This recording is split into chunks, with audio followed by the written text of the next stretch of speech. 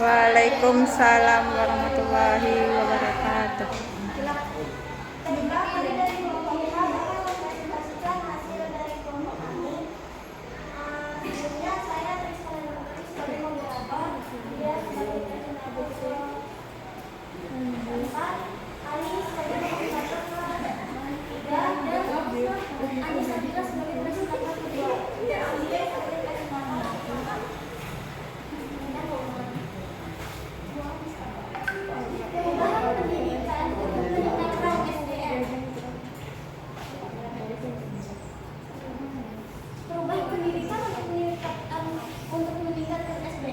Adapun perubahan tersebut antara lain pendidikan sebagai proses pembelengguan atau pembebasan, yaitu sistem pendidikan yang membelenggu ini pada gilirannya menghasilkan manusia yang tidak kreatif dan memiliki ketergantungan tinggi.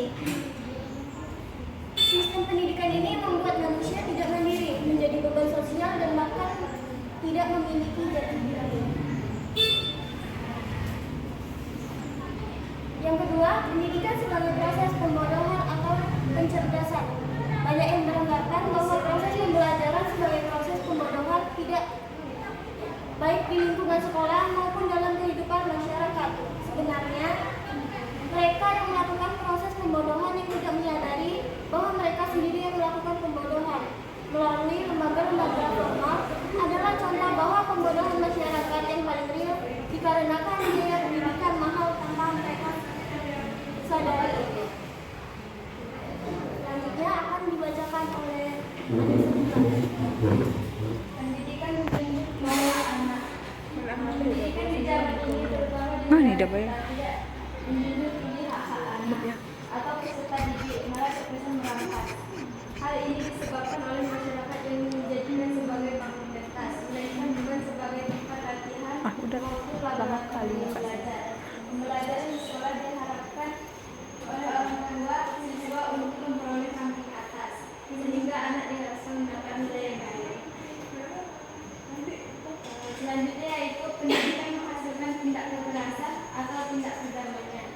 Konflik antara guru dan siswa juga sering mencuat, memberikan gambaran bahwa konflik belum dapat diselesaikan secara damai. Tindakan kekerasan yang merupakan cara pemecahan masalah tersebut sebetulnya dapat diantisipasi jika seandainya mereka yang terlibat di dalamnya menyadari betapa pentingnya pemecahan masalah dengan cara perdamaian, karena konflik dapat menimbulkan berbagai masalah. Selanjutnya, pendidikan anak berwawasan integratif secara realita. Mata terkotak-kotak. Kurikulum belum mampu menjadikan anak memiliki wawasan integratif, yaitu manusia terdidik yang berilmu dan berpengetahuan sekaligus beriman. Integrasi dari keseluruhan tersebut tentunya dapat berbentuk manusia yang seutuhnya. Yang keenam, pendidikan sebagai wahana disintegrasi atau pemersatu bangsa.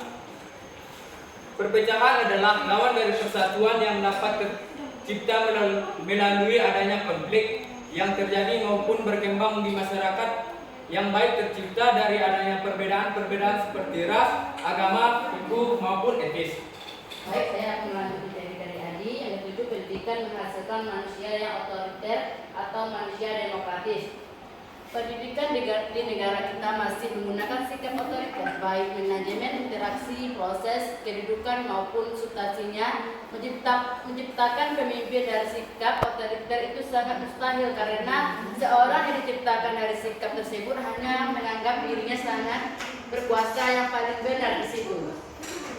Yang ke-8, pendidikan menghasilkan manusia yang peduli terhadap lingkungannya. Sikap otoriter itu dalam sistem pendidikan menciptakan manusia yang patuh, namun di sisi lain berakibat anak menjadi pemberontak. Kemudian yang disalahkan adalah budi pekerti. Anak menjadi tidak terangsang untuk peduli lingkungan karena sumber pendidikan satu-satunya adalah teks. Pengalaman anak yang beragam dan sangat berharga jarang dimanfaatkan sebagai sumber belajar. Yang ke-9 adalah pendidikan hanya terjadi di sekolah atau di mana-mana saja. yang menurut Undang-Undang Nomor 2 Tahun 1989 tentangnya sistem pendidikan nasional pada dasarnya merupakan undang-undang pendidikan sekolah, bukan sistem pendidikan nasional. Hal ini disebabkan undang-undang tersebut hanya mengatur sistem pendidikan sekolah, mulai dari taman kanak-kanak hingga perguruan tinggi, yang diakibatkan oleh sekolah menjadi gudang tuntutan ilmu, semua muatan pendidikan, sampai akhirnya menjadi rancu. Baik, saya kembalikan kepada moderator.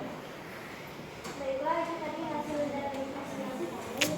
Selanjutnya yaitu fungsi dan ini semakin diberikan oleh kelompok kami kepada kelompok yang ada di sini.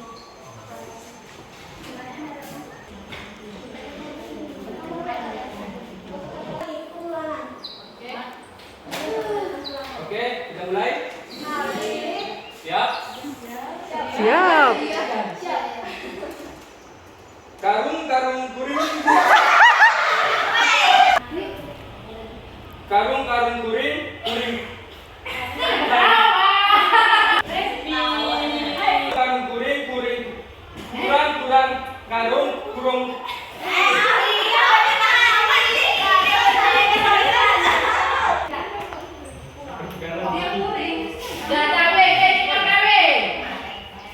Dengarkan ya. Baiklah, kata-katanya. Karung-karung, kuring-kuring, kurang-kurang, karung-kurang, karung. Sekali lagi. Karung-karung, kuring-kuring, kurang-kurang, karung-kurang, karung.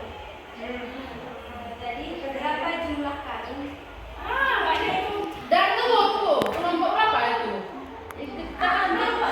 Iya, nanti kami kelompok berapa? Bar. Itu juga. Ya, ada apa? Ya, semua. Semua. Ya, semua. Eh. Ya, gitu lah. Ya, semua. Ya, tujuan sama kalian. Enggak maksudnya atas kamu yang ke belakang. Ditulis kalau gitu nanti bisa semua buat ya udah. Itu yang lucu. Oh, berarti enggak. Kata-kata selanjutnya yaitu buruk, burik, burek, burek, buruk, burik, burek, burik, burik, buruk, buruk, burek. Itu banyak kali.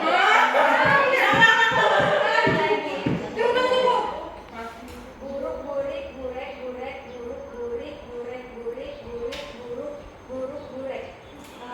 Untuk kelompok 3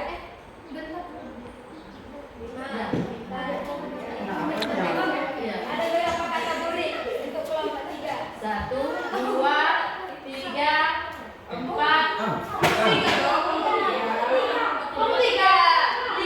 5. Hah?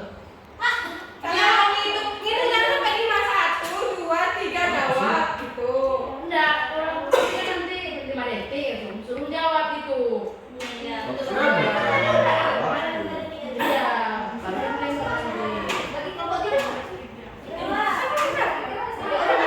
Makanya diingatkan kelompok kalian. Iya.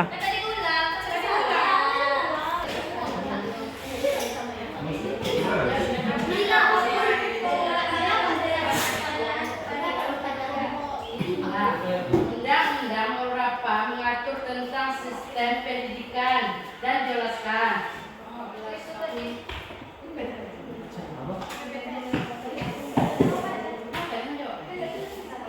Iya. Kami disediakan dong.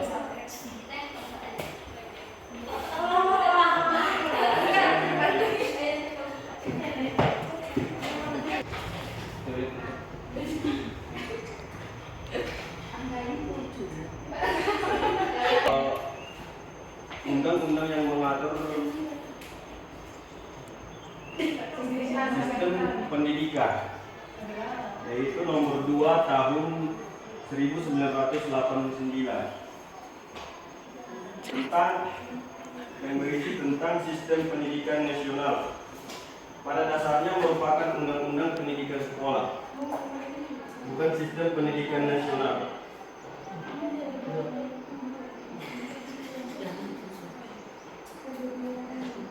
Mungkin cukup. bagaimana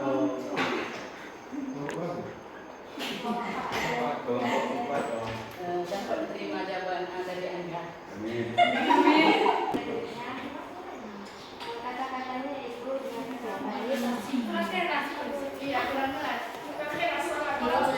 dengan baik-baik.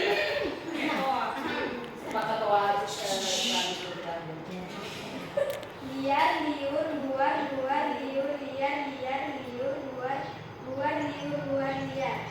Sekali lagi, liar, liur, luar, luar, liur, liar, liar, liur, luar, luar, liur, luar, liar. Kepada kelompok 5, berapa jumlah luar? 5.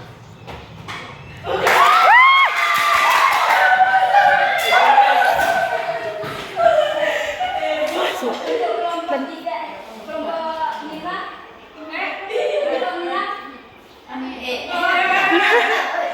kelompok 6, berapakah jumlah liar? Kelompok 1,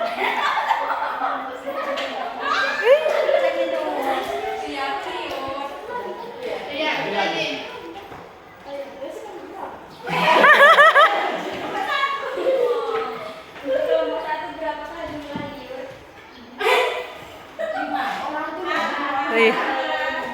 4. 4 kan? Iya. Oh. Bagaimana cara meningkatkan kualitas SDM dalam bidang pendidikan?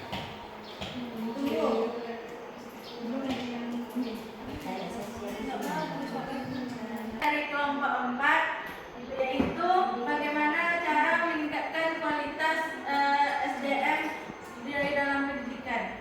Yang pertama adalah melakukan pelatihan. Tujuannya adalah untuk membangun individu dalam hal meningkatkan pengetahuan, keterampilan yang dimiliki serta sikap individu tersebut. Yang kedua, memperlukan pendidikan. Yang kedua, pembinaan. Yang ketiga, pembinaan. Yang keempat, instrumen. Yang kelima, mengadakan perubahan sistem. Yang keenam, kesempatan. Yang ketujuh, penghargaan. Dapat diterima? Terima kasih.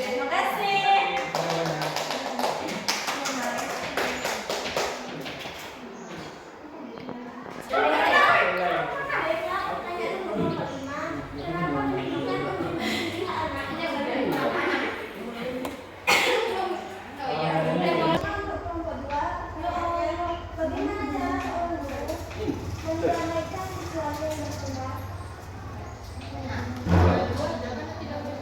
Selanjutnya untuk kelompok 5. Bagaimana menurut kalian? Ya, Kita baca tadi.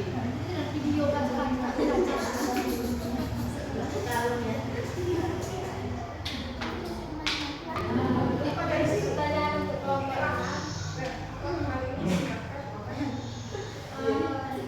Di zaman sekarang ini kan banyak sekolah-sekolah mengalami kejadian-kejadian, misalnya seperti di yang baru-baru ini viral seperti di pesantren seorang ustadz mengajarkan santri-santrinya.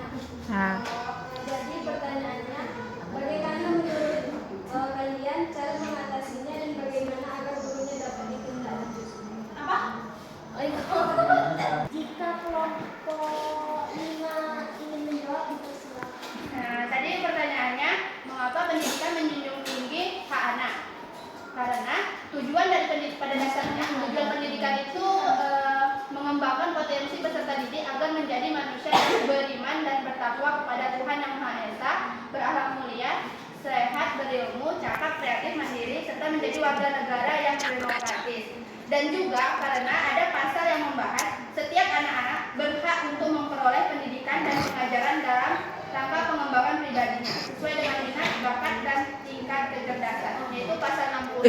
Sehingga itulah yang menjadi pendidikan itu sangat menjunjung tinggi hak anak. Dan juga anak ini merupakan salah satu aset berharga dari suatu negara, di mana banyak harapan yang ditanamkan pada anak ini untuk dapat mengembangkan suatu negara tersebut. Nah, itulah tadi alasannya. Bagaimana? Jawabannya bagus sekali. Kelompok selanjutnya yang ingin menjawab, silakan.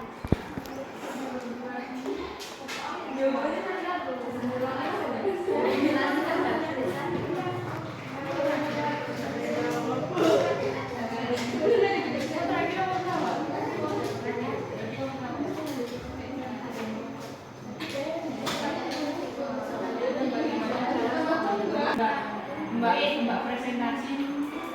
Boleh pertanyaannya di bawah. Bagaimana cara seorang guru mendapatkan siswanya yang berpindah? Kami dari kelompok 2 akan menjawab. Yang pertama yaitu mempertemukan antara siswa yang sedang berbakat tersebut, lalu memberikan nasihat dan saran untuk mereka.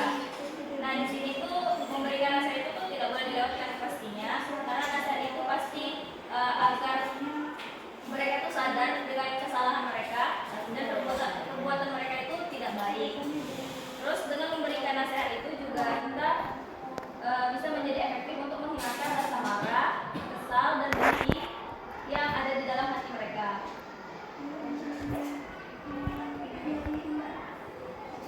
Dan yang kedua yaitu mendamaikan pertengkaran di antara mereka.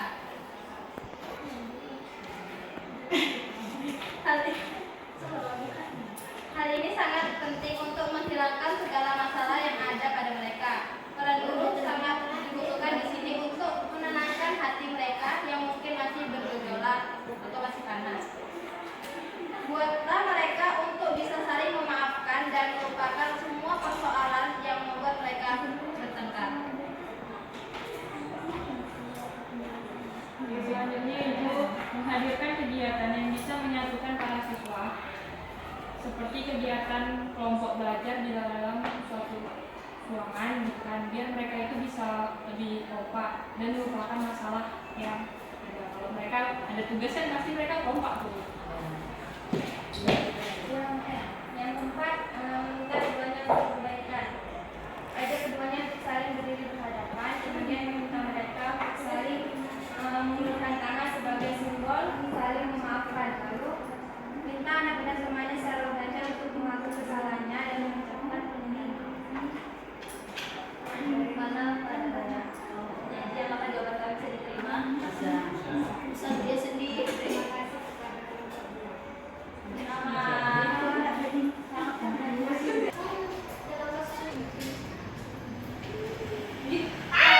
Kalau presentasi ke psikolog otomatis bayar gitu kan. Iya. Terus dia tuh misalkan mau konsultasi, nggak bayar. Kalau konsultasi, kalau misalkan dia nggak ada dia, yang nggak ada buat untuk konsultasi, nah, otomatis dia mendapat sendiri dong. Berarti dia bakal depresi juga gitu kan. Dia bakal ngelakuin aja presentasinya sama orang tua. Permasalahannya kan dia pesantren. Nelpon pun kayaknya tinggalnya dia Nggak bisa gitu kan. Makanya kan nanti serem ah kata dia gitu. Ya kayak mana sama kawan nggak punya kawan, sama guru punya kawan. Kebanyakan jadi bandel. Di lingkungan kita aja lah yang kayak gitu. Soalnya nggak banyak yang nggak mau lapor. Tapi aku ini berbeda sih. Pasti dia bukan karena dia gimana dia mau ngeluarin Iya, keluarin. Pasti ini juga. Kalau nggak orang tuanya yang sadar, anaknya ya udah. Biasanya kalau anaknya sih kuat dulu dari melakukan. Kalau nggak ada solusi ya mati anaknya di situ. Biasanya kabur dulu pasti kabur. Kabur dulu bangkrut orang tua. Kebanyakan yang buktinya kan sekarang udah banyak yang kompak. Baiklah, saya ini sudah menjawab. Terima kasih. Pertanyaan yang dapat diterima. Coba dijawab. Dari kelompok kami pada hari ini yaitu seberapa jauh pendidikan dapat memberikan pengaruh terhadap para peserta didik untuk dapat meningkatkan kemampuan yang dimilikinya dapat dilihat dari hasil pendidikan tersebut. Apabila yang diperoleh dari proses pendidikan tersebut kurang dari yang kita harapkan, maka diperlukan suatu adanya perubahan dalam bidang pendidikan. Pendidikan di zaman ini, terutama di negara kita, tidak menunjung tinggi hak-hak anak